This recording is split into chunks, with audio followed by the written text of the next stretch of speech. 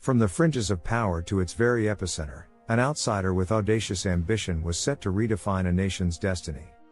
The upheaval that had gripped France for over a decade was on the verge of giving birth to an unexpected legacy. The closing years of the 18th century were unlike any France had ever seen.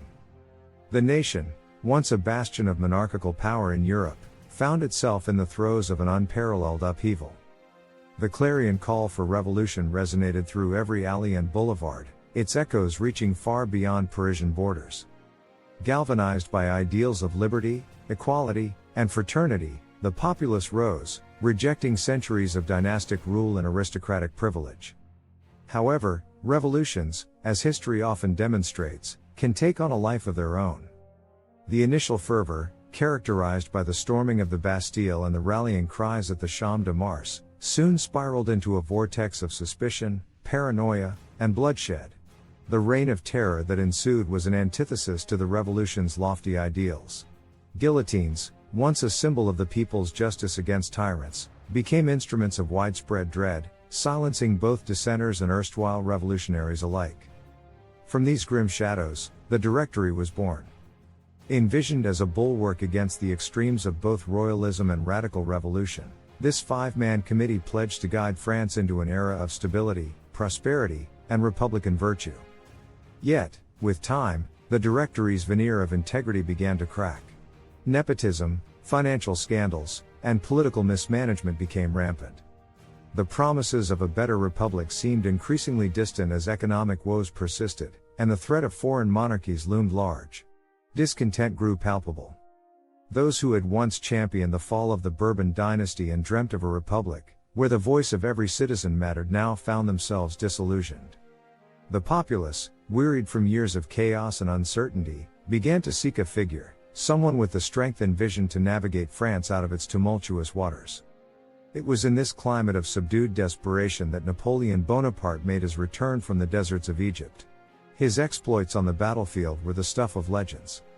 Tales of his victories whispered in awe from the bustling cafes of Paris to the rustic firesides of Provence. Yet, it wasn't just his military prowess that captivated the nation. Napoleon's astute understanding of both the heart and the mind of France positioned him uniquely. He was not perceived as a mere war hero, but as a figure who encapsulated the promise of the revolution, while offering the hope of stability. His ability to synthesize strategy with statesmanship, his knack for sensing political undercurrents, and his undeniable charisma made him a beacon in those uncertain times. The stage was set for a change, and Napoleon stood at its center, poised to steer the narrative of an entire nation.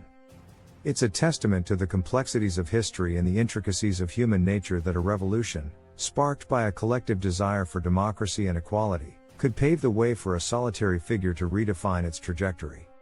So, what led France's passionate revolution, with its widespread chorus clamoring for democratic governance, to arrive at a crossroads where the ambitions and visions of one man could dramatically reshape its destiny? The Directory, with its quintet leadership, was conceived to be a steady hand, guiding France out of the tempestuous aftermath of the Reign of Terror. But the committee became a breeding ground for inefficiencies, betraying the very essence of the revolution it was sworn to uphold. Corruption, indecision, and a lack of direction undermined its authority and tarnished its image in the eyes of the people. As a consequence, a void was inadvertently created, giving room for both radical Jacobin elements and royalists to nurse their ambitions anew. The once cohesive voice of revolution now seemed fragmented, with different factions vying for influence and control. Amidst these political crosscurrents, Napoleon Bonaparte emerged not merely as a successful general but as a shrewd political player. Sensing the prevalent dissatisfaction and recognizing the potential for change, he began building alliances with key political figures. Sieyes, a cleric turned revolutionary, offered ideological depth and connections, while Talleyrand, with his unmatched diplomatic finesse, provided a bridge to many erstwhile royalists and moderates. These partnerships were further bolstered by his brother Lucien's position in the Council of 500, ensuring that Napoleon had ears in the very heart of legislative discussions. In the clandestine settings of Parisian salons and private chambers, plans were hatched. Strategies were formulated not on grand tables but in hushed tones, under the soft glow of candlelight. This was no ordinary coup being planned, It was a meticulous orchestration to redefine the very fabric of French governance. The day chosen for this audacious maneuver was 18 Brumaire, November 9, 1799. As dawn broke, the city, no stranger to political machinations, began to feel the stirrings of another momentous event. Napoleon's troops, though familiar with the streets of Paris, moved with a renewed sense of purpose. Their march was not just a display of military might but symbolized the dawn of a new era. The day was not without its dramatic moments. Inside the Council of 500, emotions flared. Accusations were hurled, and at one point, the very assembly that represented the Revolutionary Republic sought to physically confront Napoleon. But momentum, strategy, and the overarching desire for stability prevailed. By day's end, the Directory was consigned to the pages of history, and the consulate emerged, ushering in a new epoch with Napoleon as its first consul. From the fiery cries of revolutionary fervor to the authoritative voice of a single man, France had once again reinvented herself, showcasing the ever-evolving dance of democracy, power, and ambition. The consulate, on its surface, projected the image of a republic, upholding the ideals and promises that the French Revolution had ignited. Grand ceremonies, fervent speeches, and a triumvirate leadership echoed the language of democracy and collective governance. Yet, beneath this veneer, the undercurrents of the French political landscape were undergoing tectonic shifts. With Napoleon as the first consul, the seat of power began its subtle migration from collective councils to centralized leadership.